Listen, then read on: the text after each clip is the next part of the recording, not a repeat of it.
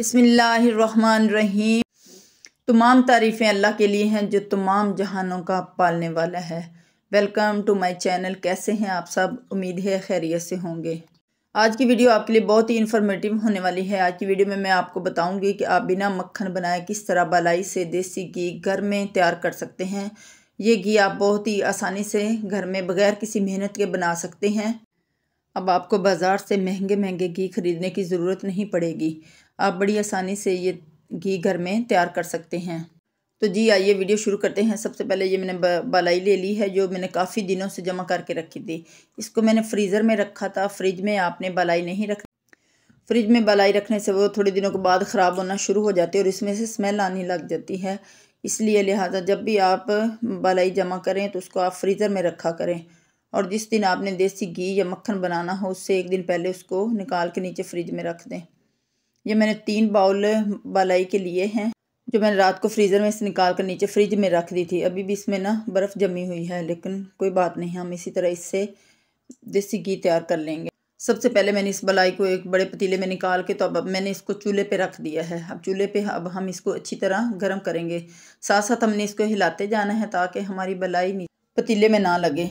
अब हमारी बालाई अच्छे तरीके से गर्म हो गई है। इसको गर्म करते हुए मुझे 2 से 3 मिनट हो गए हैं। ये देखें सारी बर्फ़ पिघल गई है और बालाई गर्म होना शुरू हो गई है। अब बालाई में बॉयल आना शुरू हो गया है। बालाई को गर्म करते हुए मुझे 5 से 6 मिनट तकरीबन हो चुके हैं। इसके बाद जो मैंने इसमें चीज़ ऐड की है वो है गंदम का आटा। गंदम का आटा मैंने 2 चम्मच लिया है और उसको मैंने इस बालाई के अंदर ऐड कर दिया है। आटा डालने के बाद हमने इसको अच्छे तरीके से हिलाना ताकि आटे की गुठलियाँ ना बने। इसके लिए मैंने हैंड बीटर का इस्तेमाल किया है ताकि इससे अच्छी तरह हमारा आटा बालाई के अंदर मिक्स हो जाए। तकरीबन 4 से 5 मिनट मैंने इसको इस तरीके से चलाया है। ये देखें, इसको हमने लगातार चलाते रहना है चम्मच को ताकि हमारा जो बालाई है वो नीचे से लगे भी नहीं और आटे की गुठलियाँ भी इसके अंदर ना बने। अब लगातार चम्मच चलाते हुए ये देखें हमारी जो बालाई है वो बहुत ही ठीक होना शुरू हो गई है। ये देखें माशाल्लाह। अब इस स्टेज पे आके अब नेक्स्ट इसमें से घी बनना शुरू हो जाएगा। यहाँ पे थोड़ी देर हमने इसको चलाते रहना है। इसके बाद ये देखें माशाल्लाह अब इसमें से जो ऑयल है हमारा सेपरेट होना शुरू हो गया है। अभी हम इसको लगातार हिलाएंगे ताकि हमारा घी अच्छे तरीके से बालाई में से निकल जाए। ये देखें माशाल्लाह। अब यहाँ पे लो फ्लेम करते हुए हमने इसको लगातार 2 से 3 मिनट और चम्मच को चलाना है ताकि घी हमारा अच्छे तरीके से अलहदा हो जाए। अब जो हमने इसके अंदर आटा डाला था वो फूल गया है और ये जो बाकी जो है हमारा दूध जो इसके अंदर था उसका खोया सा तैयार हो गया है और घी हमारा बिल्कुल यहाँ से अलहदा हो गया है। यहाँ पर 2 से 3 मिनट और मैं लगातार चम्मच चलाऊँगी। ये देखें बालाई बिल्कुल नीचे हमारी नहीं लगी है। यहाँ पे अगर आप नॉन स्टिक बर्तन का इस्तेमाल करते हैं तो वो ज़्यादा बेस्ट है। मेरे पास वो बर्तन छोटा था इसलिए मैंने ये बड़ा पतीला लिया है ताकि बालाई बाहर ना निकले। ये देखिए माशाल्लाह अब हमारा जो घी है वो अलहदा बिल्कुल होना शुरू हो गया है। अब मैं इसको चूल्हे से नीचे उतार लूँगी। नीचे उतारने के बाद थोड़ी देर इसको मैं चम्मच से हिलाऊँगी। इसको हमने ज़्यादा ठंडा भी नहीं करना, ऐसे ही गरम गरम को ही हमने इसमें से निकाल लेना है।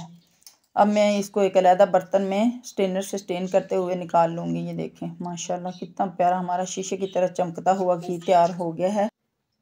अब जितना हमारा घी बालाई से बाहर निकला था उसको मैंने दूसरे बर्तन में निकाल दिया है।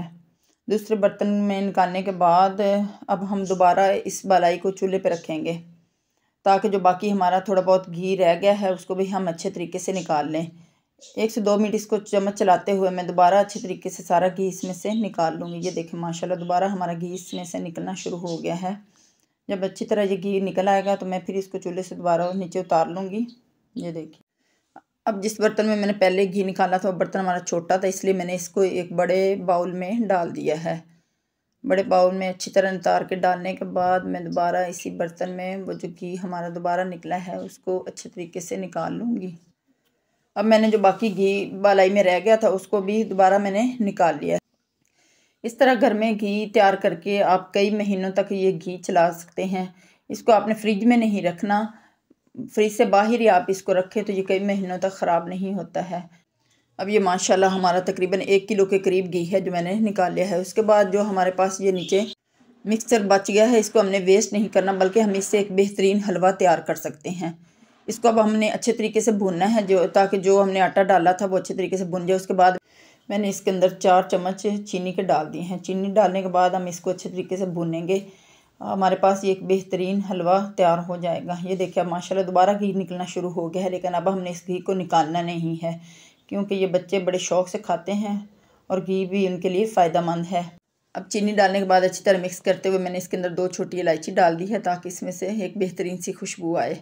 वैसे तो देसी घी की अपनी इतनी प्यारी खुशबू होती है, लेकिन इलायची डालने से और भी ज़्यादा खुशबू अच्छी आएगी।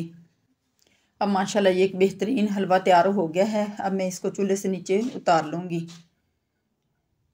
अब चूल्हे से नीचे उतारने के बाद हम इसको एक प्लेट में निकालेंगे। ये देखिए माशाल्लाह कितना अच्छा हमारा हलवा भी तैयार हो गया है और देसी घी भी हमने निकाले, यानी कोई चीज़ हमने वेस्ट नहीं की है, हर चीज़ का हमने बेहतरीन इस्तेमाल किया है। आप ये हलवा ज़रूर अपने बच्चों को दें, वो बहुत खुश होंगे। अब ये देखिए माशाल्लाह अल्हम्दुलिल्लाह हमने बालाई से 1 किलो के करीब देसी घी और ये एक बेहतरीन सा हलवा तैयार कर लिया है।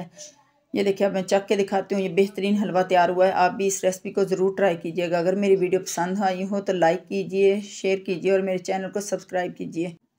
Thanks for watching.